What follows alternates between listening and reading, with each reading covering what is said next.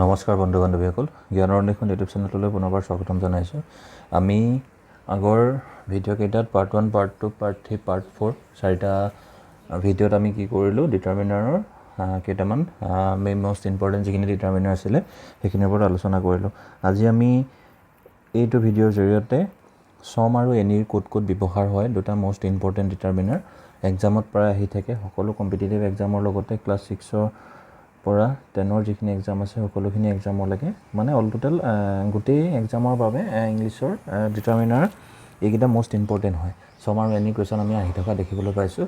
গতিকে আজি এই ভিডিঅ'টোৰ জৰিয়তে সম আৰু এনি কেনেদৰে ব্যৱহাৰ হয়, তাৰ প্ৰকাৰ কি কি থাকে, পৰিমাণৰ ক্ষেত্ৰত কি হয় বা সংখ্যাৰ ক্ষেত্ৰত কি হয়, গোটেইখিনি আমি ডিটেইলছত আলোচনা কৰিম। আহক আমি ভিডিঅ'টো আৰম্ভ কৰোঁ। ভিডিঅ'টো আৰম্ভ কৰাৰ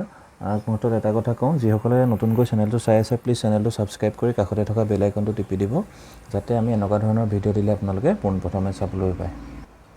বলক আমি এতিয়া ভিডিঅ'টো আৰম্ভ কৰোঁ। আমি আগৰ ভিডিঅ'কেইটাত ফিউ আৰু লিটলৰ কথা প্ৰথম ভিডিঅ'টোত পঢ়িলোঁ, ছেকেণ্ডটোত পঢ়িলোঁ মাছ মেনি। আজি পঢ়িম, অৰ্থাৎ পাৰ্ট হিচাপত থাৰ্ড পাৰ্ট হ'ব। আজি আমি কি পঢ়িম, আজি আমি এই ভিডিঅ'টোত সম আৰু এনিৰ বিষয়ে পঢ়িম। সম আৰু এনিৰ ক্ষেত্ৰত কি কি হয় আমি বিতংভাৱে আজি আলোচনা কৰিম। সম আৰু এনিৰ ক্ষেত্ৰত কি হয় আপোনালোকে জানেনে বাৰু? সম ক'ত বহে বা আমাৰ এনি ক'ত বহে আপোনালোকে জানেনে? আমি প্ৰথম কথা আমি এটা কথা মনত ৰাখিব লাগিব, সম আৰু এনি, হয়নে? সম আৰু এনিৰ ক্ষেত্ৰত কি হয়, সম আৰু এনি। সম আৰু এনিৰ ক্ষেত্ৰত কি হয়, অনিৰ্দিষ্ট সংখ্যা বা পৰিমাণ বুজাবলৈ অনিৰ্দিষ্ট সংখ্যা, এটা কথা মনত ৰখাটো আমাৰ জৰুৰী, অনিৰ্দিষ্ট সংখ্যা বা পৰিমাণ বুজাবলৈ আমি কি কৰোঁ, কাউণ্টেবল আৰু আনকাউণ্টেবল এই দুয়োবিধ নাউনৰ লগত আমি কি ব্যৱহাৰ কৰোঁ, লগত আমি সম আৰু এনি ব্যৱহাৰ কৰোঁ। এই কথাটো মষ্ট ইম্পৰ্টেণ্ট। আমি দুইটাতে কাউণ্টেবল নাউনৰ ক্ষেত্ৰতো আৰু আনকাউণ্টেবল নাউনৰ ক্ষেত্ৰত কি হয়, আমি সম আৰু এনি এই দুইটাই ব্যৱহাৰ কৰোঁ, হয়নে? সম আৰু এনিৰ ক্ষেত্ৰত কি হয়, আমি এজ ফৰ এক্সাম্পল আমি কি ক'ব পাৰোঁ, আমি এইটো ক'ব পাৰোঁ যে he gave me some books, সি মোক কেইখনমান কিতাপ দিলে, হয়নে? বা I do not want any book। এই কথাটোত এই গোটেই কুৱেশ্যন আমি এটা কথা দেখিলোঁ, সম আৰু এনি, হয়নে? দুইটাই ইউজ হৈছে। He gave me some book, সি মোক কেইখনমান কিতাপ দিছিল, হয়নে? আই ডু নট ৱান্ট বুক, মোক একো কিতাপৰ প্ৰয়োজন নাই, বা আই ডু ৱান্ট মানে প্ৰয়োজন নোহোৱা বা মোক নালাগে, ডু নট আছে নহয়, মোক কিতাপৰ প্ৰয়োজন নাই বা মোক কিতাপ এখনো নালাগে। এতিয়া ইয়াৰ ক্ষেত্ৰত কি হ'ব, এতিয়া যদি আমি চাওঁ ইয়াৰ ক্ষেত্ৰত আমি কি ব্যৱহাৰ কৰিব পাৰোঁ, এতিয়া আমি এই সম আৰু এনি কিয় ক'ত বহিলে তাৰ বিষয়ে জানিবলৈ আমি প্ৰথম কথা আমি চেণ্টেন্সৰ কথা জানিব লাগিব। চেণ্টেন্স কেইটা, বাক্য কেই প্ৰকাৰৰ, বাক্য 5 টাইপছৰ, হয়নে? 5 প্ৰকাৰৰ বাক্য থাকে, সকলোৱে জানে। 5 প্ৰকাৰৰ বাক্য কি কি আছিলে? 1 নম্বৰ আছিলে এছাৰ্টিভ, হয়নে? SSERTIV, এছাৰ্টিভ চেণ্টেন্স মানে বৰ্ণনামূলক বাক্য, দুই নম্বৰটো কি আছিলে? ইণ্টাৰগেটিভ মানে কি আছিলে? প্ৰশ্নবোধক। সকলোৱে জানো আমি, বাক্যকেইটা আমি জানিব লাগিব কি প্ৰকাৰৰ কি কি। 3 নম্বৰটো কি আছিলে? ইম্পেৰেটিভ, হয়নে? ইম্পেৰেটিভ বাক্যই কি কৰে? ইম্পেৰেটিভ বাক্যই কি কৰে? আদেশ, হয়নে? অনুৰোধ আদেশ অনুৰোধ উপদেশ কি হয় উপদেশ সূচায় হয়নে উপদেশ সূচায় আমি কথাকিটা জানো 4 নম্বৰটো কি অপটেটিভ সেন্টেন্স মানে কি ইচ্ছাসূচক যোনবিলাক বাক্য আৰু 5 নম্বৰটো কি এক্সক্লেমেটৰী সেন্টেন্স মানে আবেগসূচক হয় নাই আবেগসূচক এই 5টা প্ৰকাৰৰ সেন্টেন্সৰ বিষয়ে আমি জানিব লাগিব এই সেন্টেন্স 5টাৰ বিষয়ে আমি জানিব লাগিব এছাৰ্টিভ ইন্টাৰগেটিভ ইম্পেৰেটিভ অপটেটিভ আৰু এক্সক্লেমেটৰী এই 5টা সেন্টেন্সৰ বিষয়ে আমি জানিব লাগিব তাৰে আমি কোনটো লম এই বাক্য দুটাৰ ক্ষেত্ৰত আমি ইয়াৰ কোনটো লম এতিয়া আমি কোনটো লম ইয়াত আমি কি ব্যৱহাৰ কৰিছিলো সম আৰু এনি ইয়াৰ ক্ষেত্ৰত আমি এছাৰ্টিভ সেন্টেন্স মানে আমি কি পাইছিলো এছাৰ্টিভ সেন্টেন্স মানে হৈছে বৰ্ণনামূলক বাক্য হয়নে যেটোক আমি কওঁ এছাৰ্টিভ সেন্টেন্স মানে আমি কি পাইছিলো বৰ্ণনামূলক হয়নে বৰ্ণনামূলক এতিয়া এছাৰ্টিভ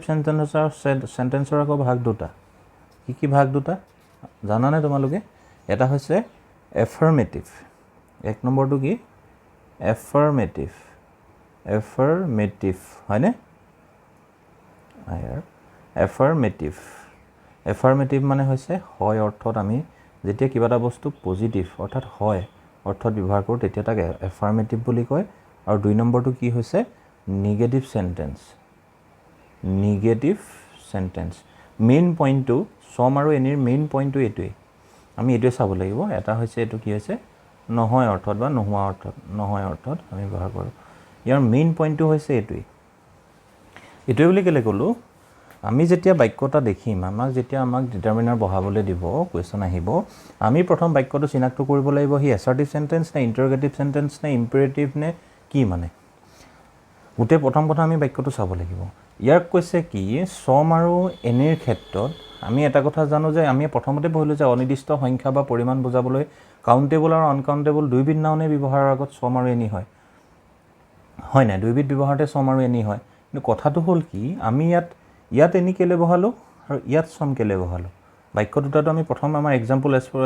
এক্সাম্পল দুটাত প্ৰথমটোত হি গেভ মি সম বুকছ ক'লো কিন্তু I do not want any book ক'লো গতিকে সম আৰু এনিৰ পাৰ্থক্যটো কি হ'ল যেতিয়া চাই লোৱা মেইন কাৰণটো হৈছে যেতিয়া আমি এনেকুৱা ধৰণৰ বাক্য থাকিব কি হয় এফাৰ্মেটিভ সেন্টেন্সত সম নিগেটিভ আৰু ইন্টাৰগেটিভ সেন্টেন্সত এনি ব্যৱহৃত হ'ব এটা কথা মনত ৰাখিবা এফাৰ্মেটিভ সেন্টেন্স যেতিয়া হ'ব হয় হোৱা পজিটিভ যেতিয়া বুজাব এটা কথা মনত ৰাখিবা তাত সদায় সম বহিব হি কাউন্টেবল নাউনে হওক বা আনকাউন্টেবল নাউনে হওক তাত কোনো ৰিজন নাই কিন্তু কথাটো হ'ল কি যে পজিটিভ যেতিয়া হয় অৰ্থত বুজাব তেতিয়া তাত সম বহিব নিগেটিভ বা যেতিয়া ইন্টাৰগেটিভ দুটা সেন্টেন্সত কি বহে এনি বহে এইটো মনত ৰাখিবা কোৱেশ্চন এটা এইবাৰ SSLC 2023 ত আহিছিলে কোৱেশ্চন এটা মোৰ যিসকলে ভিডিঅ'টো চোৱা নাই তাতে আছে এনি বহুৱাবলৈ এটা আহিছিলে সম আৰু এনিৰ সেইটো চাই ল'বা ভিডিঅ'টো মই ডেছক্ৰিপশ্যনত লিংকটো আপোনালোকক দি দিম আপোনালোকে এবাৰ চাই ল'ব তাতে এনি বহাবলৈ আহিছিলে তাত কি হৈছিলে বাক্যটো ইন্টাৰগেটিভ আছিলে অৰ্থাৎ প্ৰশ্নবোধক ইন্টাৰগেটিভ সেন্টেন্স বুলি আমি কেনেকৈ গম পাম যেতিয়া সেন্টেন্সটো এটা প্ৰশ্নবোধক থাকিব গতিকে এতিয়া এটা কথাই গম পালো সম থাকিলে এফাৰ্মেটিভ হয় অৰ্থত পজিটিভত সম বহিব নহয় অৰ্থত নিগেটিভ বা ইন্টাৰগেটিভ থাকিলে সেই দুটা সেন্টেন্সত সদায় এনি বহিব গতিকে এইটোৱে আছিল মেইন কথা এটা কাউন্টেবল নাউনৰ ক্ষেত্ৰত বা আনকাউন্টেবল নাউন বুলি কোনো কথা নাই কথাটো হ'ল কি যে এই এফাৰ্মেটিভ আৰু নিগেটিভ ইন্টাৰগেটিভ এই সেন্টেন্স কিটাৰ কথা আমি ভালদৰে জানিব লাগিব গতিকে যিসকলে এতিয়ালৈকে সেন্টেন্সৰ বিশেষ ব্যৱহাৰ জনা নাই একেবাৰে পাহৰি গৈছে সেন্টেন্সৰ বহুত আগতে পঢ়া গতিকে লাইফ ফ্ৰেণ্ড ইংলিছ গ্ৰামাৰৰ পেজ নম্বৰ 9ত আছে সেন্টেন্সৰ কথা পেজ নম্বৰ 9ৰ পৰা লাইফ ফ্ৰেণ্ড ইংলিছ গ্ৰামাৰখনৰ যিখিনি সেন্টেন্সৰ কথা দিয়া আছে 9ৰ পৰা 12 পেজলৈকে ভালদৰে পঢ়িব আশা কৰিছোঁ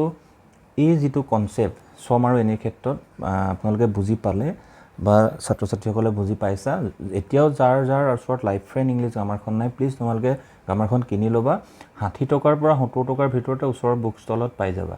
ঠিক আছে গতিকে এই 9 নম্বৰৰ পৰা পেজ নাম্বাৰ 9 to 12 এই পেজ নাম্বাৰটো মই ইয়াতে লিখি দিছোঁ পেজ নাম্বাৰ 9 to 12ৰ 12তে সেন্টেন্সৰ গোটেই কথাখিনি আছে গতিকে